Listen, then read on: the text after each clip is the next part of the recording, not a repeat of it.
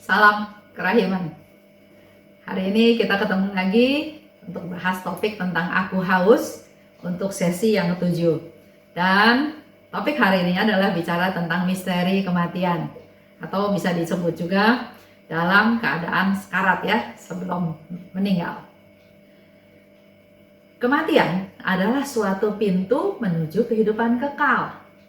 Jadi kematian itu bukan akhir dari segalanya, tapi justru awal dari semuanya. Kita mulai ya. Dalam nama Bapa dan Putra dan Roh Kudus. Amin. Suster Faustina bilang di salah satu diary-nya ya, dia bilang gini ke Tuhan, Yesus, Engkau memerintahkan aku supaya aku mau melatih diri dalam 3 tingkat kerahiman. Jadi ada 3 tingkat kerahiman. 1, karya belas kasih, yaitu melakukan apa saja yang mengungkapkan belas kasih. Jadi kita perlu melakukan apa saja ya. Yang kedua, tutur kata belas kasih. Kalau tidak bisa melakukan karya belas kasih, maka marilah kita bertutur kata yang berbelas kasih. Yang ketiga, doa belas kasih. Kalau kita nggak bisa lakukan karya belas kasih, kita nggak bisa lakukan tutur kata belas kasih, maka kita masih bisa lakukan belas kasih, yaitu dengan doa belas kasih. Karena ternyata doa itu bisa mencapai tempat-tempat atau mencapai orang-orang yang secara fisik nggak bisa kita capai. Contoh, dalam masa pandemi ini, kita kan diwajibkan atau diharuskan atau dianjurkan di rumah saja. Kurangi kegiatan, kurangi kerumunan, jangan banyak ketemu orang, jaga jarak, dan banyak hal ya yang harus kita lakukan sekarang dalam masa pandemi. Tapi nggak menutup kemungkinan untuk kita tetap berbelas kasih, yaitu dengan berdoa, doa belas kasih. Suster Faustina mencatat Yesus berkali-kali minta supaya berdoa untuk yang sekarat dan minta kerahiman untuknya. Nanti kita akan baca ya beberapa nomor di mana Yesus minta memang supaya kita berdoa buat jiwa-jiwa yang sekarat. Dan bukan berdoa saja, tapi kita juga minta supaya Tuhan memberikan kerahimannya buat mereka-mereka yang sedang sekarat. Dan saya mau ajak Bapak Ibu hari ini, selain kita berdoa buat jiwa-jiwa yang sedang sekarat, tapi juga sebagai persiapan buat kita semua juga untuk kita peroleh kematian yang bahagia, karena kita juga semua suatu hari kan akan mati ya. Jadi target kita ada 2, kita belajar berdoa untuk mereka yang sekarat dan kenapa Yesus minta, dan yang kedua persiapan buat diri kita juga. Yesus minta kepada Suster Faustina supaya kita berdoa buat yang sekarat ya. Kita lihat di 809. Pada malam hari, tiba-tiba aku terjaga. Aku tahu bahwa suatu jiwa sedang meminta doaku, dan bahwa ia sangat membutuhkan doa itu. Singkat, tetapi dengan segenap hatiku, aku minta kepada Tuhan agar memberikan rahmat kepadanya. Sering juga ya kita dengar teman-teman cerita malam tidur, tiba-tiba kayak ada yang bangunin. Setelah itu tiba-tiba teringat seseorang, ya, seperti yang dialami oleh Suster Faustina. Malam hari tiba-tiba dia terjaga, ya, waktu tidur dia tiba-tiba bangun dan aku tahu bahwa suatu jiwa sedang meminta doaku. Ada teman pernah cerita, dia lagi tidur, dia merasa kamar pintunya diketok-ketok. Dia bangun, tapi diam aja, dia tidur lagi. Ada yang ketok-ketok lagi. Akhirnya dia tahu, ada yang minta, ada yang kasih tanda. Jadi dia berdoa buat siapapun yang ketok-ketok itu ya. Nah di sini juga sama, Suster Faustina bilang, aku tahu. Waktu dia terjaga, dia bilang, aku tahu suatu jiwa sedang meminta doaku. Dan dia sangat membutuhkan doa itu. Oleh sebab itu, Suster Faustina katakan, dia berdoa dengan singkat tapi dengan segenap hatiku, dan dia minta supaya Tuhan memberikan rahmat kepadanya. Jadi kalau ada sesuatu, bukannya kita ketakutan, bukannya kita nggak mau tidur lagi, tapi mari kita berpikir bahwa ada yang butuh doa kita. Kita doakan dia, ya. Lanjut di 810, ya. Jadi 809, 8010, 8011 itu semacam satu rentetan, ya. Di 810. Petang berikutnya, jadi keesokan harinya, sesudah pukul 12, ketika aku masuk ke aula, aku melihat seseorang sedang menghadapi ajal. Dan aku diberitahu bahwa ia sudah mengalami sakratul maut sejak tadi malam. Jadi Suster Faustina melihat satu penglihatan di mana seseorang sudah mengalami sakratul maut sejak tadi malam. Ya, kita pun sering dengar ya, dari beberapa cerita orang yang di rumah sakit yang sudah dalam masa kritis tapi berhari-hari nggak meninggal. Kita bisa bayangkan penderitaannya yang mengerikan yang harus dia alami berhari-hari tersebut. Di sini dikatakan sejak tadi malam, ya. Ketika aku menyelidikinya, itulah saatnya ketika ia meminta doaku. Jadi nyambung nih sama yang cerita 809. Dan tidak lama kemudian aku mendengar suara dalam jiwaku. Daraskanlah koronka yang sudah kuajarkan kepadamu. Itu Yesus katakan ya. Daraskan koronka seperti yang sudah kuajarkan padamu. Seperti yang kuajarkan. Jadi buat Bapak Ibu jangan nambah-nambah doa koronka bukan seperti yang Yesus ajarkan. Karena Yesus minta supaya kita berdoa seperti yang kuajarkan padamu. Bapak Ibu bisa baca dengan jelas di Diary Faustina bagaimana cara berdoa koronka. Jangan ditambah-tambah. Sampai hari ini saya masih dengar doa koronka ditambah-tambah. Padahal di sini dengan jelas Yesus bilang, daraskan koronka yang sudah kuajarkan kepadamu. Mari kita taat pada Tuhan, patuh pada Tuhan. Aku lari mengambil rosarioku, lalu berlutut di samping orang yang menghadapi ajal itu. Dan dengan segenap gairah jiwaku, aku mulai mendaras koronka. Tiba-tiba, orang yang menghadapi ajal itu membuka matanya dan memandangku. Belum lagi selesai aku mendaras seluruh koronka, ia sudah menghembuskan napasnya dengan damai yang luar biasa. Jadi kalau kita berdoa koronka, kita itu sedang mengantar dia untuk dia pulang dalam damai. Kalau kita melihat ya di peti jenazah, kalau kita melayat, kadang-kadang kan ada yang berkomentar, waduh mukanya bagus kayak lagi tidur. Nanti kadang pernah kita lihat, waduh mukanya kok serem, mukanya kok hitam, mukanya kok, nah ya. Kita dengan berdoa koronka menghantar dia pulang dengan damai yang luar biasa. Dengan sungguh-sungguh, aku minta kepada Tuhan untuk memenuhi janji yang telah Ia berikan kepadaku sehubungan dengan pendarasan koronka itu. Jadi dalam hal ini, Suster Faustina ingat, apa janjinya Yesus kalau kita mendaras koronka? Salah satunya kan, Yesus bilang, aku tidak akan datang sebagai hakim yang adil, tapi aku akan datang sebagai penyelamat yang maha rahim.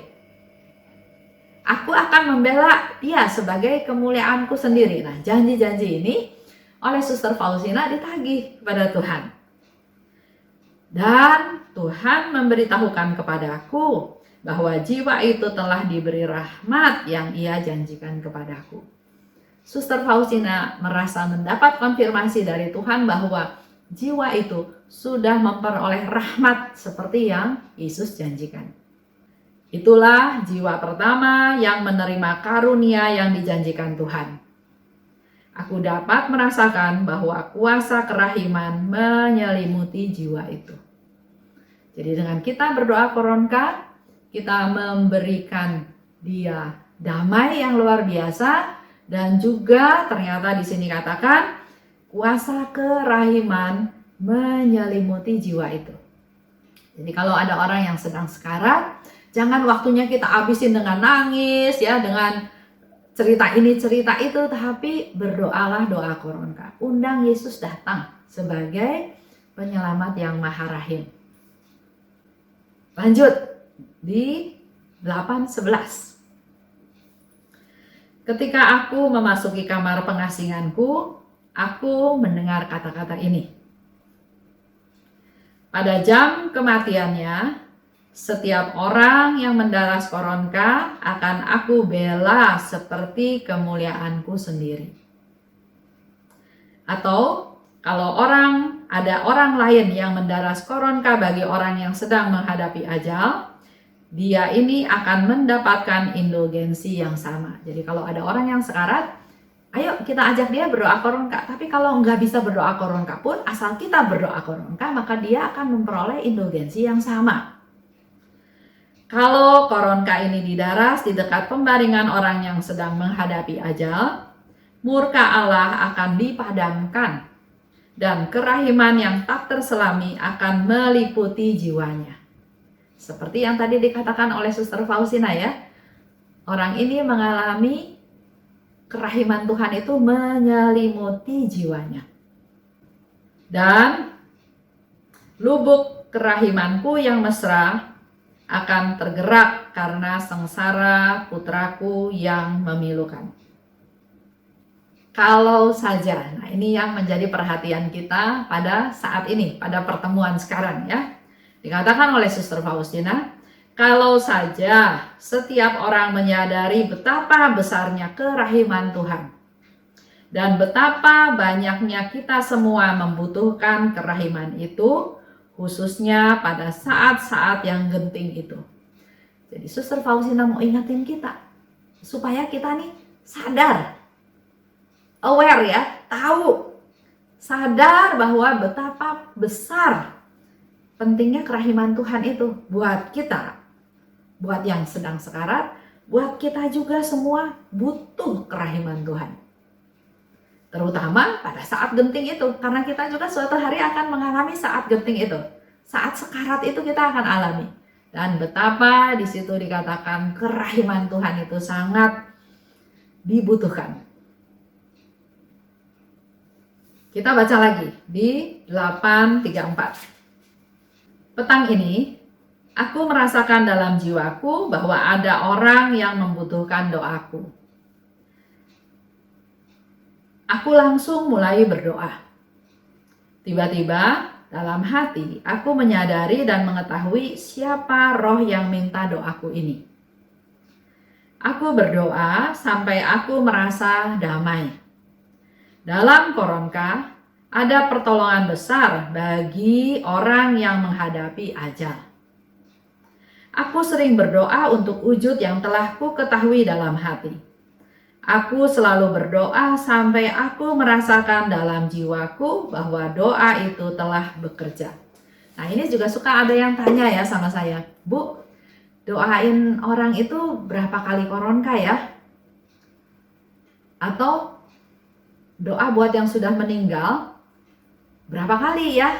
Berapa hari? Jadi ada yang bertanya seperti itu. Kita semua nggak tahu. Tapi hari ini Suster Faustina memberikan sedikit pengetahuan kepada kita ya.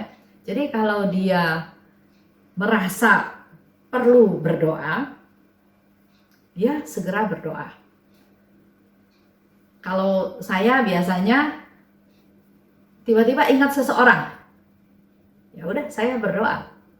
Atau pernah ya mimpi ada satu cerita mimpi di mana orang itu sudah meninggal, tapi dalam mimpi itu wajah dia bagus. Ya, saya imani dia sudah mengalami kerahiman Tuhan, dia sudah menikmati hidup kekal. Tapi ya saya berdoa buat dia. Nah, di sini dikatakan oleh Suster Faustina, dia langsung berdoa. Merasa perlu berdoa, dia berdoa. Walaupun dia nggak tahu siapa yang harus didoakan. Tapi dalam proses dia berdoa, dia bilang dia tahu bahwa siapa roh yang minta didoakan itu, ya. Dia berdoa sampai dia merasa damai. Dan itu menjadi satu konfirmasi buat Suster Faustina bahwa doanya telah bekerja. Sampai dia merasa damai. Dan di sini dikatakan dalam Koronka ada pertolongan besar bagi orang yang menghadapi ajal. Jadi Bapak Ibu jangan sungkan, jangan malu berdoa Koronka.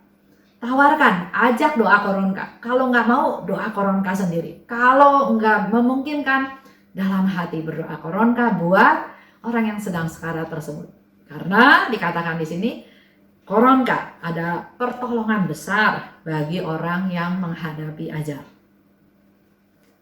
Kita lihat lagi di 10:15. Hari ini, Suster Faustina katakan ya, aku merasakan betapa suatu jiwa yang menghadapi ajal sungguh merindukan doa-doa. Kalau kita tahu, kita bicara dunia nih ya. Kalau kita lihat laporan di TV ya, dalam hitungan 1 menit atau 1 jam, itu berapa orang yang meninggal. Apalagi dalam zaman COVID seperti sekarang ini. Ya. Hari Sabtu masuk rumah sakit, ketahuan positif, hari Minggu pagi udah meninggal. Jadi jumlah yang sekarat meninggal itu banyak sekali. Oleh sebab itu, kalau buat saya nggak usah merasakan ya, tapi mari kita rajin berdoa untuk orang yang sedang sekarat, khususnya pada jam kerahiman. Kalau di sini Suster Faustina katakan, aku merasakan betapa suatu jiwa menghadapi ajal dan sungguh butuh doa-doa. Aku berdoa sampai aku merasakan bahwa ia sudah meninggal. Oh, betapa jiwa-jiwa yang menghadapi ajal sungguh memerlukan doa. Jiwa-jiwa yang menghadapi ajal sungguh memerlukan doa. Kalau kita berdoa buat jiwa-jiwa yang menghadapi ajal, berdoa buat siapa saja seperti Suster Faustina juga tergerak berdoa, maka doa-doa kita bisa membantu mereka untuk menyiapkan diri untuk kembali ke rumah Tuhan. Oh Yesus, ilhamilah jiwa-jiwa untuk sering berdoa bagi orang-orang yang menghadapi ajal. Itu yang Suster Faustina minta pada Yesus, supaya mengilhami kita-kita, khususnya para devosan, supaya lebih rajin lagi berdoa untuk mereka yang sekarat. Kita baca lagi 1797. 1797. Hari ini Tuhan datang kepadaku dan berkata. Jadi Yesus ya yang mengatakan sesuatu kepada Suster Faustina. Putriku, bantulah aku menyelamatkan jiwa-jiwa. Jadi Yesus datang pada Suster Faustina untuk minta Faustina membantu Yesus untuk menyelamatkan jiwa-jiwa. Kalau lihat dari diary Faustina ya, nomor 1797 itu udah yang terakhir. Pada saat Suster Faustina semakin parah sakitnya, tapi Yesus masih peduli pada jiwa-jiwa kita manusia yang berdosa. Sehingga Yesus masih minta pada Suster Faustina untuk bantulah aku menyelamatkan jiwa-jiwa. Pergilah kepada seorang berdosa yang sedang menghadapi ajal. Suster Faustina diminta oleh Yesus untuk pergi kepada seorang yang berdosa yang sedang menghadapi ajal. Dalam hal ini Yesus tetap nggak mau kehilangan mereka yang berdosa. Jadi walaupun Suster Faustina dalam keadaan sakit, dia tetap minta, bantulah aku menyelamatkan jiwa tersebut. Nah ini yang terjadi di location ya. Dan teruslah mendaras Koronka. Jadi Yesus pun ingatkan Suster Faustina berkali-kali untuk terus mendaras Koronka. Dengan cara ini, engkau akan memperoleh baginya pengharapan akan kerahimanku. Karena ia sudah dalam keadaan putus asa. Jadi orang yang putus asa pun Yesus perhatikan. Karena dia sudah putus asa, maka dia minta Suster Faustina menolong Yesus untuk menyelamatkan jiwa-jiwa ini dengan mendaraskan koronka. Berdoalah koronka terus-menerus. Teruslah mendaras koronka supaya dia memperoleh pengharapan akan kerahimanku. Itu yang menjadi PR kita semua. Dengan situasi pandemi seperti sekarang ini, semakin banyak orang yang sepertinya kehilangan harapan. Semakin putus asa. Banyak mengambil jalan singkat. Nggak percaya lagi bahwa Tuhan itu baik. Ini PR kita, ini tugas kita. Mari kita berdoa buat yang sekarat, supaya mereka tetap memperoleh pengharapan akan kerahiman Tuhan. Menyesal atas segala dosanya, percaya kerahiman Tuhan itu luar biasa, dan dengan kita berdoa koronka, kita mengundang Yesus untuk datang sebagai penyelamatnya yang maha rahim. Itulah yang kita bahas hari ini ya, tentang jiwa-jiwa yang sekarat. Yesus butuh bantuan kita, butuh doa kita, berdoa untuk mereka yang sedang sekarat. Dan tadi dikatakan juga ini persiapan untuk kita juga nanti mengalami suatu kematian yang membahagiakan. Karena tadi dikatakan kematian itu bukan game over, bukan selesai, tapi justru adalah awal dari semuanya. Itu aja untuk hari ini. Dalam nama Bapa dan Putra dan Roh Kudus. Amin. Salam kerahiman.